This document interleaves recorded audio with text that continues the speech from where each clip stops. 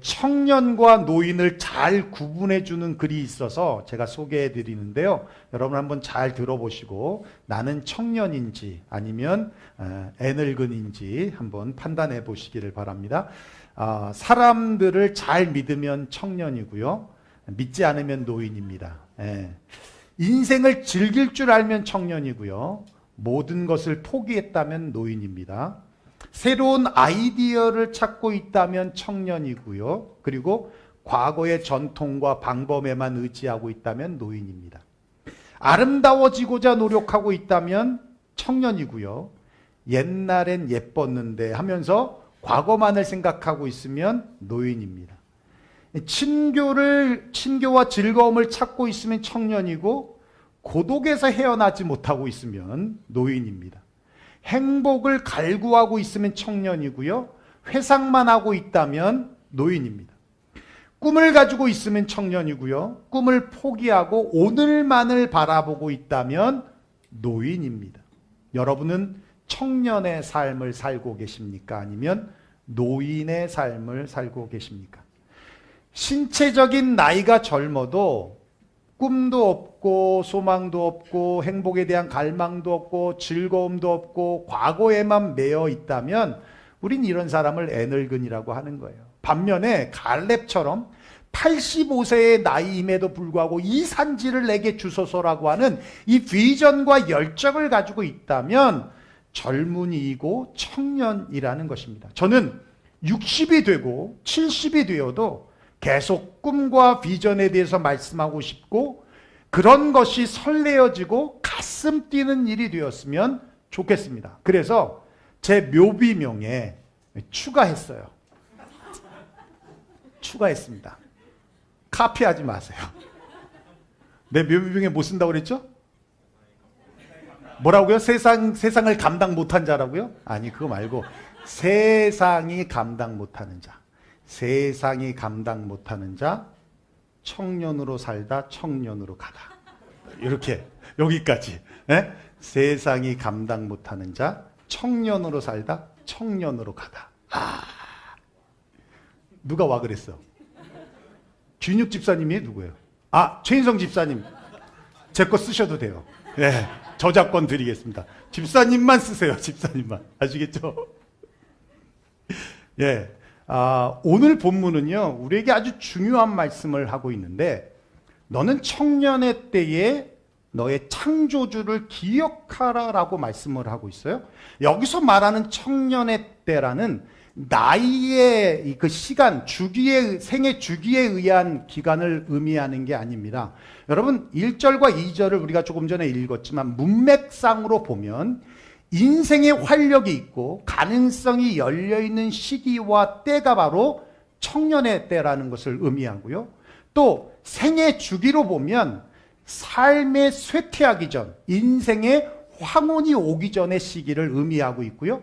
영적인 의미에서 보면 여러분 인생의 전환점이 보통 청년의 때에 한번 오잖아요. 그러니까 어떤 새로운 시작이나 결단의 시기가 바로 청년의 때라는 것을 오늘 본문이 말씀해 주고 있어요. 그렇다면 왜 이 청년의 때에 창조주 하나님을 기억하라고 말씀하시는가? 여러분, 하나님에 대한 수식어가 참 많습니다. 전능하신 하나님, 위로의 하나님, 인도하시는 하나님, 수많은 수식어들이 있는데 왜 창조주 하나님을 기억하라고 말씀하고 있는 것인가? 여러분, 이 말씀 속에 굉장히 중요한 의미들이 담겨 있어요. 첫째는 그겁니다. 여러분, 청년의 때에 정말 붙들어야 할 것이 있다면 그게 하나님의 말씀이라는 거예요. 청년의 때에 정말 붙들고 삶을 세워야 할 것이 있다면 말씀으로 삶을 세워가야 된다라는 겁니다. 돈으로 세우는 게 아니라, 학벌로 세워가는 게 아니라, 인맥으로 삶을 세워가는 게 아니라 말씀으로 삶을 지어가야 된다라는 거예요. 여러분, 신약과 구약에 대한 성전의 개념이 다릅니다. 모세를 통해서 지은 성막이나 솔로몬이 지은 솔로몬 성전이나 포로기 이후에 돌아와서 지은 수룹바벨 성전이나, 성전은 다 같은 개념이에요. 하나님의 집, 하나님의 임재가 있는 곳, 그곳에서 하나님을 만나고 하나님께 제사 드리는 곳입니다.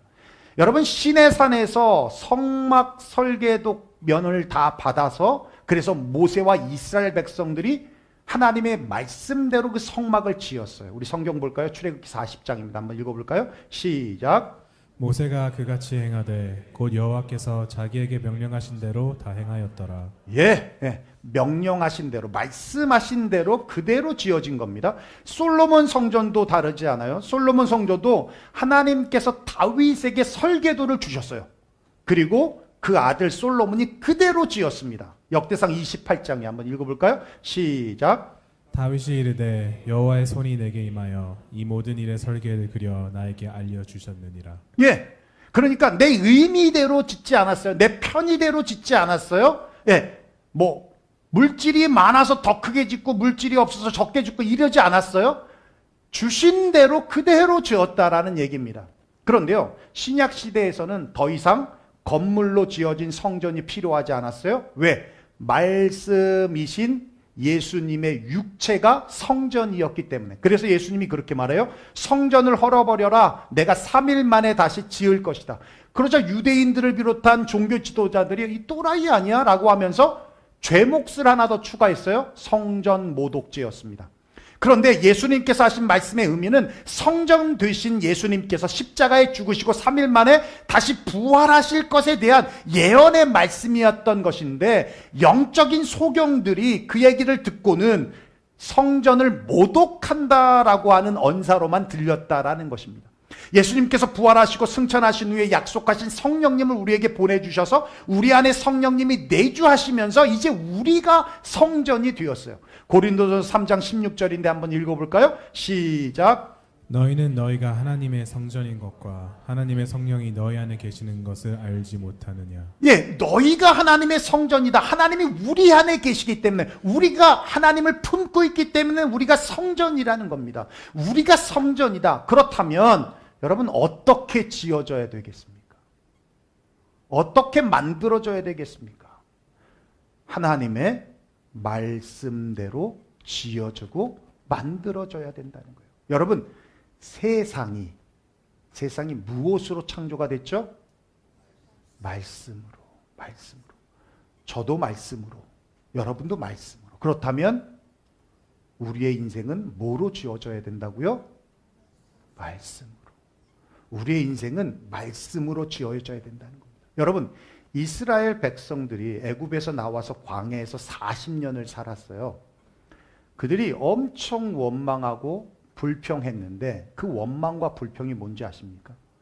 물이 없어서 죽겠습니다요. 먹을 것이 없어서 죽겠습니다요.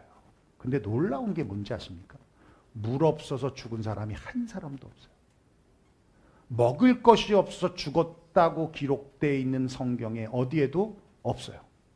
물과 먹을 것 때문에 죽지 않았어요. 한 명도 그렇게 죽지 않았어요. 근데 무엇 때문에 죽었냐? 말씀에 불순종했기 때문에 죽었어요.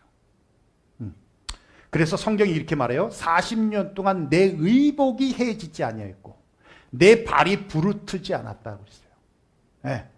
절대로 환경 때문에 실패하거나 망하지 않았다는 얘기입니다. 예, 말씀 때문에. 여러분, 가나안 전쟁 때 언제 패배했어요? 아이성이라고 하는 어마어마한 전쟁에서는, 여리고성에서는 이겼습니다. 그런데 아이성, 우리말로 표현한 그 아이와 같은 그런 성에서는 졌어요. 왜요? 아간의 불순종 때문에. 여러분, 조건과 환경 때문에 실패하는 게 아닙니다. 학력과 스펙 때문에 성공 못하는 것도 아닙니다. 나는 흙수저로 태어났고, 나는 가방끈이 짧고, 나는 돈이 없고, 나는 체력이 약해서 난 못해, 난 안 돼. 여러분, 이게 실패의식이고 이게 노인의식이라는 거예요. 조건, 스펙이 나를 보장해 주지 않아요. 조건이 안 된다고, 조건이 부족하다고 불평할 게 없습니다. 예, 여러분, 물 없어서 죽지 않았고요. 먹을 것이 없어서 죽지 않았습니다. 화려한 스펙과 화려한 경력과 화려한 학력이 우리의 삶의 의미를 가져다 주지 않는다니까요. 그러면 서울대 나오고 하버드에 나온 사람들은 가치 있게 살아갑니까? 아니라는 겁니다. 삶의 가치와 의미는 말씀에서 나오는 거예요.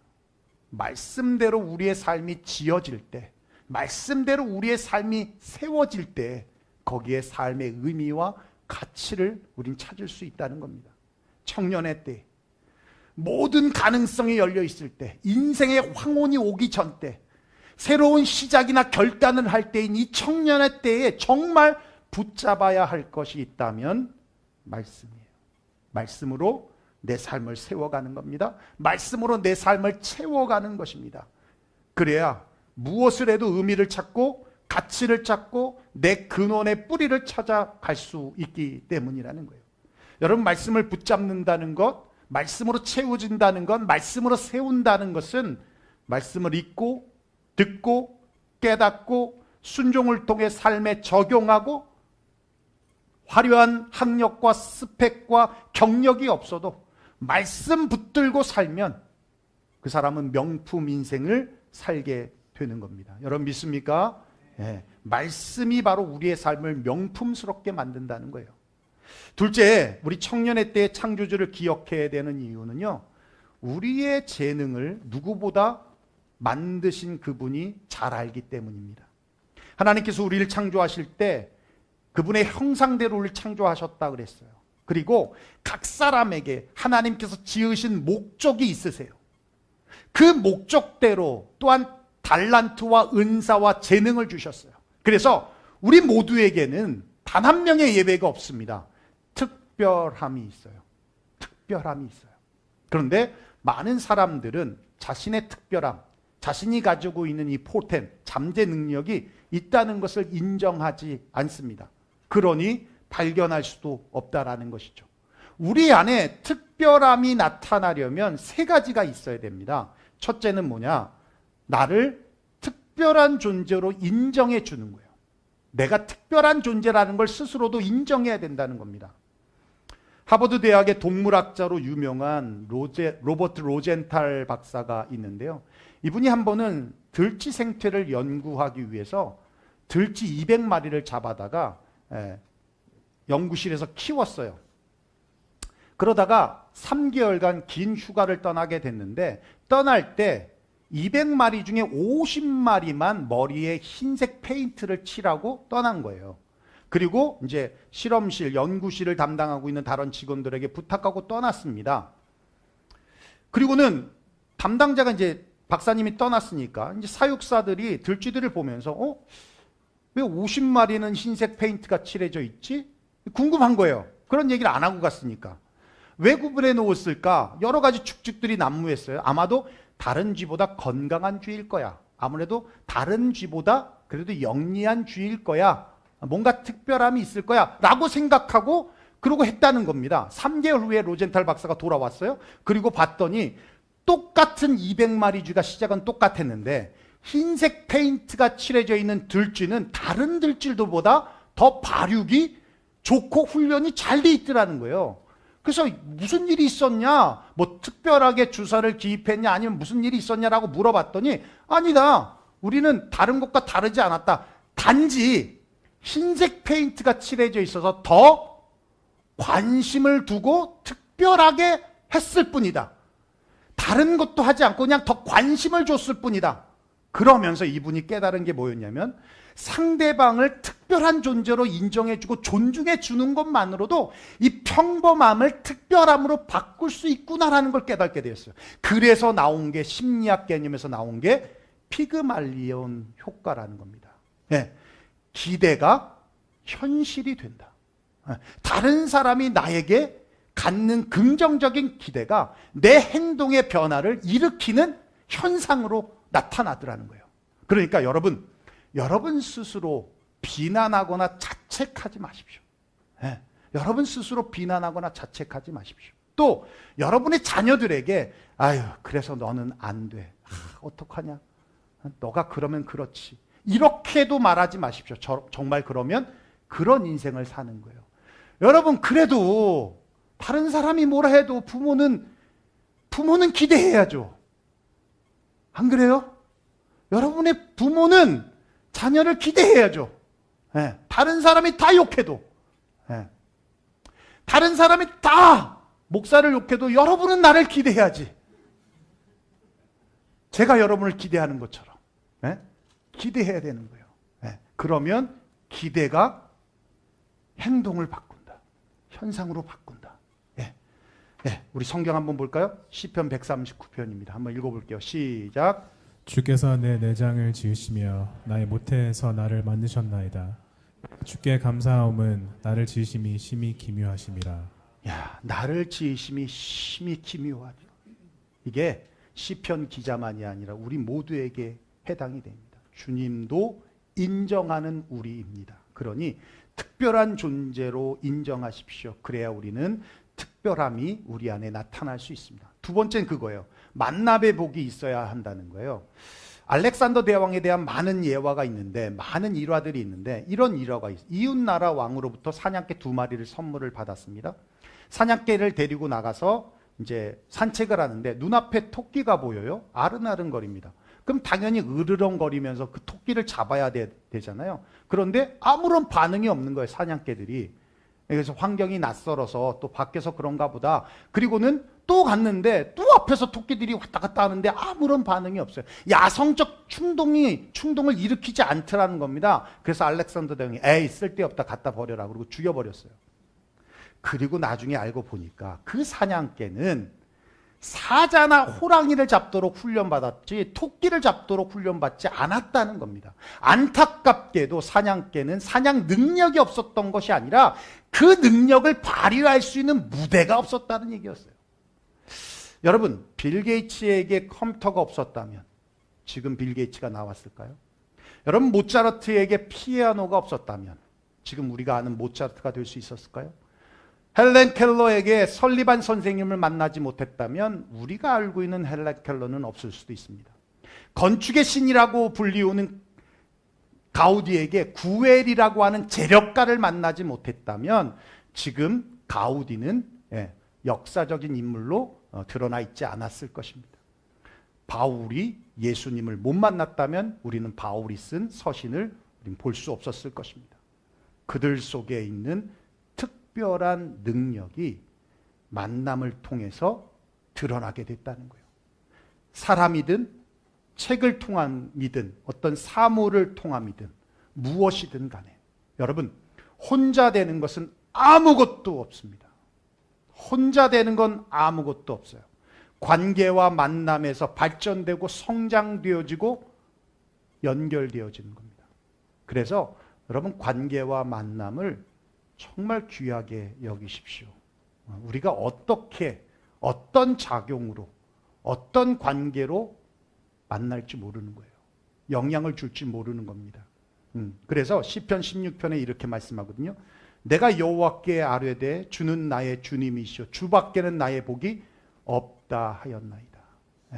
주님과 만난 것이 최고의 복이고 자랑이고 감사고 은혜라는 것이고 그것이 우리의 간증이라는 것입니다. 여러분 믿습니까? 여러분, 관계와 만남을 소중하게 다루십시오. 가치 있게 여기십시오. 그래야 우리 안에 가지고 있는 이 특별함이 터질 수 있는 거예요. 나타날 수 있다는 겁니다. 세 번째는 그거예요. 누군가 길의 방향을 인도해 주어야 한다는 겁니다. 오래전 영국에는요, 국가의 허락을 받지 않고는 설교할 수 없는, 설교를 하게 되면 무조건 벌을 받는 그런 법조항이 있었어요. 그런데 한 젊은이가 이 법을 어겨서 무려 12년 동안 감옥에 갇혀 지내게 됐습니다. 감옥살이를 하는 동안 아내는 죽고 아이들은 고아가 되었어요. 이 비참한 상황 속에서 그는 하나님께 기도드렸고 책을 쓰기 시작했습니다. 그 책이 철로역정이라는 책이에요. 철로역정은 기독교 고전이기도 하고 지금도 성경 다음으로 많이 팔리는 책이라 할 만큼 베스트셀러이기도 합니다.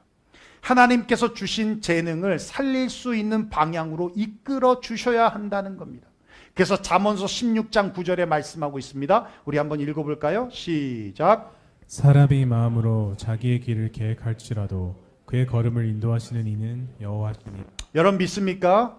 이렇게 누군가가 방향을 이끌어 주어야 우리의 특별함이 나타날 수 있다라는 거예요.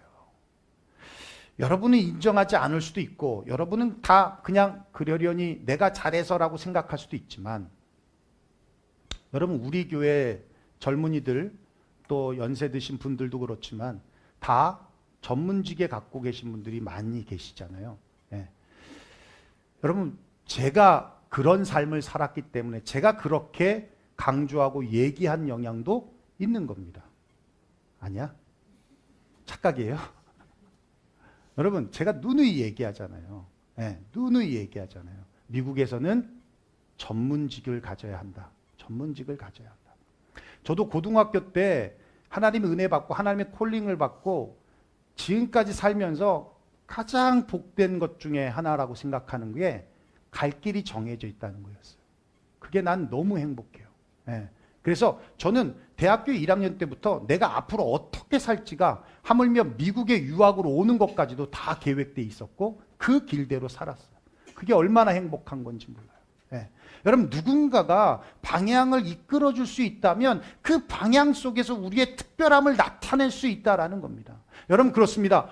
우리가 청년의 때의 창조주를 기억해야 되는 이유, 우리 안에 있는 특별함이 평범함이라고 하는 알집을 깨고 나와서 비범한 삶으로 하나님의 나라의 일꾼이 되게 하기 위해서라는 겁니다. 평범한 꿈이 특별한 꿈이 될 것입니다. 평범한 소망이 특별한 소망이 될 것입니다. 평범한 열정이 특별한 열정이 되고 평범한 행복이 특별한 행복이 될 것입니다. 우리 옆 사람하고 한번 다시 인사할까요? 당신은 특별한 사람입니다. 시작. 당신은 특별한 사람입니다. 예, 그렇습니다.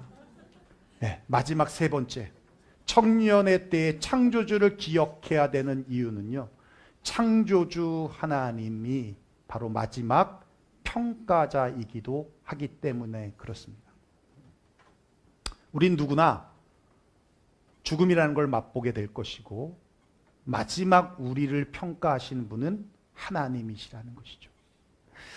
예수님께서 베다니 나병 환자 시몬의 집에서 식사하실 때 갑자기 마리아가 들이닥쳐서 그 비싼 향유 옥합을 깨뜨리며 예수님의 머리에 붓고 자신의 머리털로 예수님의 발을 닦이는 퍼포먼스를 했습니다. 그러자 주변에 있던 유다를 비롯한 주변에 있던 사람들이, 제자들이 평가하기를, 저 값비싼 향유를 낭비하는 저 여자는 참 낭비가 심한 여자야, 약간 똘끼가 있는 여자야 라는 평가를 했어요. 그러나 예수님의 평가는 달랐습니다. 이렇게 말씀하세요. 가만두라. 너희가 어찌하여 그를 괴롭게 하느냐. 그가 내게 좋은 일을 하였느니라.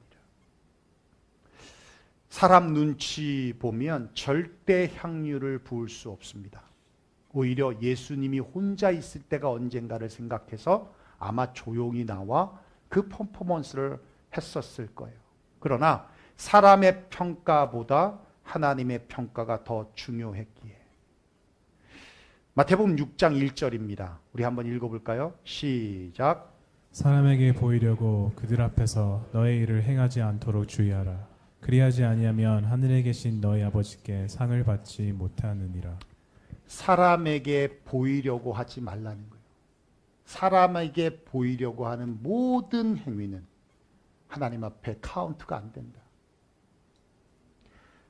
향유 옥합을 깨뜨린 마리아가 욕을 먹었어도, 제자들이 자신을 괴롭게 했어도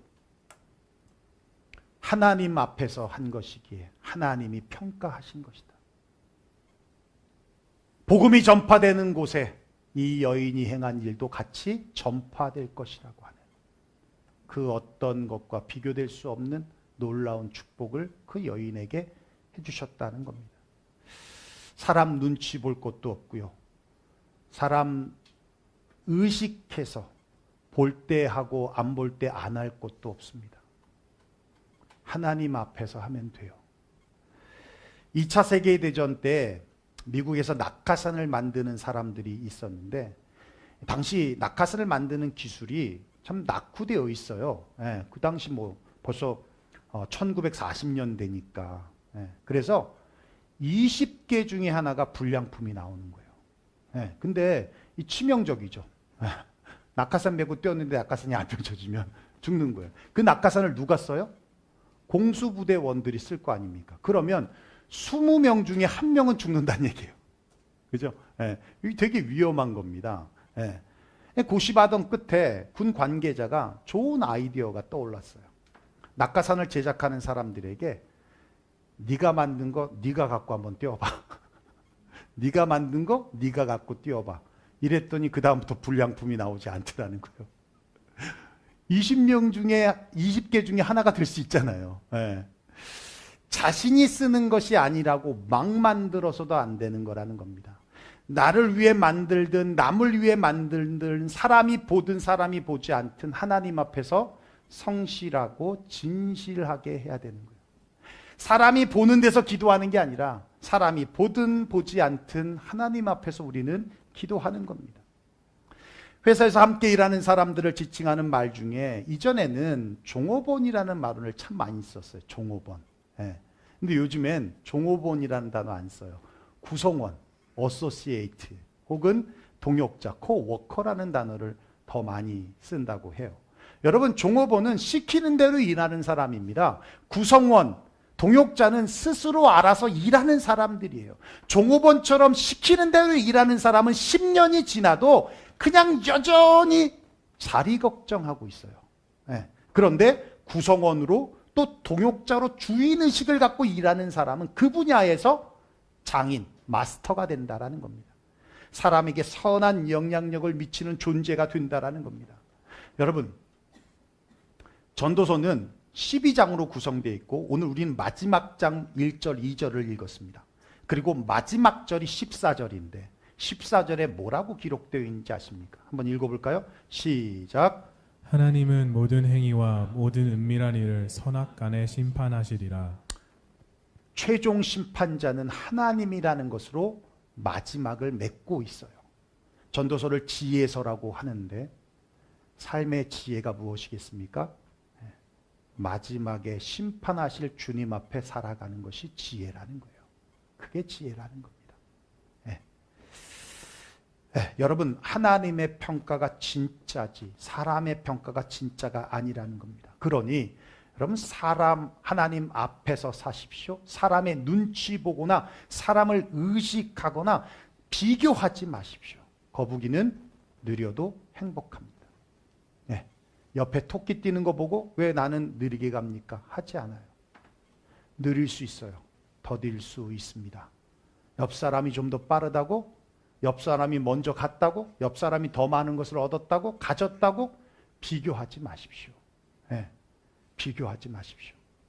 모든 가능성이 열려 있는 때, 인생의 황혼이 오기 전, 새로운 시작이나 결단을 할 때가 바로 청년의 때입니다. 그때 창조주 하나님을 기억하는 것은 마지막 심판하실 주님이 있기 때문인 것입니다. 하나님 앞에서 살아가는 훈련을 하시기를 주의 이름으로 축원합니다.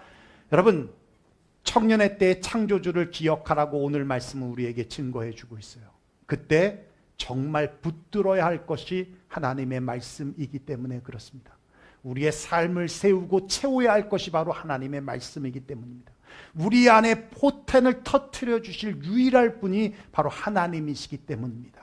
그분이 우리 안에서 길을 인도하시고 또한 만남을 허락하시고 나를 특별한 존재로 내게 허락하신 재능들을 보여주신다라는 얘기입니다. 그리고 최종 평가자인 하나님, 심판은 하실 분도 창조주 하나님이시기에 우리는 창조주를 기억하라고 오늘 성경은 우리에게 증거해 주고 있습니다. 이번 한 주간 창조주를 기억하면서 주님께 한 걸음 더 one step forward 하시기를 주의 이름으로 축원합니다. 기도하겠습니다. 오늘 말씀 들은 대로 우리 함께 기도했으면 좋겠습니다. 여러분은 청년의 때를 살아가고 계십니까? 아니면 노인의 때를 살아가고 계십니까?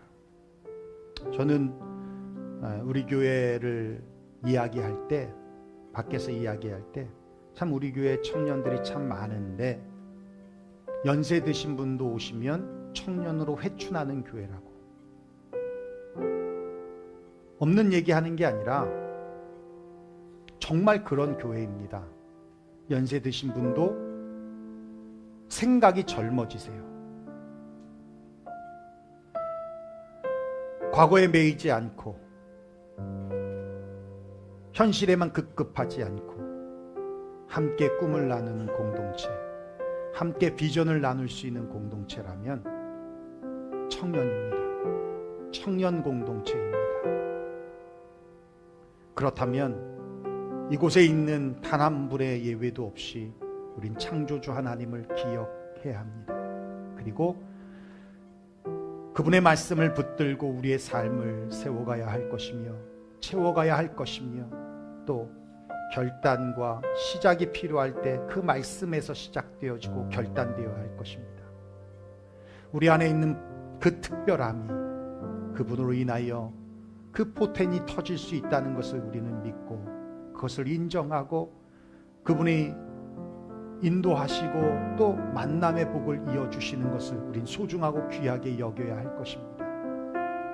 그리고 언젠간 누군가도 한 명의 예외 없이 주님 앞에 설 날이 올 텐데 그때 사람의 눈치, 사람을 의식해서 하나님 앞에 좋지 않은 평가가 아닌 하나님 앞에 잘했다, 충성된, 착하고 충성된 종이라는 그 평가를 받을 수 있도록 우린 창조주 하나님을 기억하며 나아가야 할 줄로 압니다. 오늘 하루도 또 이번 한 주간도 그 하나님을 기억하며 묵상하며 하나님 앞에 한 걸음 더 나아가길 원한다고 이 시간 말씀 들은 대로 같이 기도하며 나아가길 원합니다. 함께 동성으로 기도하겠습니다. 고마우신 우리 아버지 하나님, 감사와 영광을 주님 앞에